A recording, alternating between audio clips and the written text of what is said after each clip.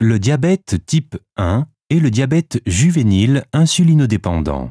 Cette forme de diabète est caractérisée par une insuffisance absolue en insuline liée à un trouble congénital de la production d'insuline par le pancréas.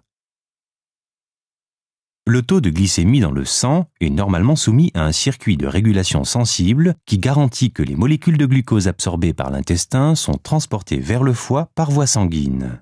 Là, elles sont pour une partie d'entre elles métabolisées avant de gagner les cellules musculaires, où elles fournissent un apport énergétique ou bien sont absorbées par les cellules adipeuses, constituant ainsi une réserve d'énergie. Tous les processus de ce cycle de régulation sont régis par l'action de l'insuline, hormone sécrétée par les cellules du pancréas et libérée en cas d'élévation de la glycémie.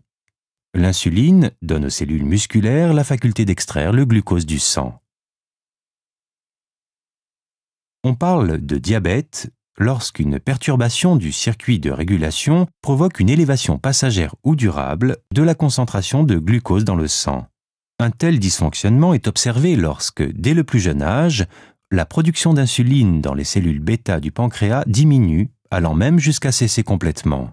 Ce phénomène est dû à la destruction immunologique des cellules. Il provoque une insuffisance absolue en insuline, pouvant survenir à tout âge. Le seul traitement envisageable de cette maladie consiste en un apport externe d'insuline. Les méthodes et les appareils modernes d'administration de l'insuline ont permis d'améliorer nettement la qualité de vie des malades atteints de diabète insulinodépendant.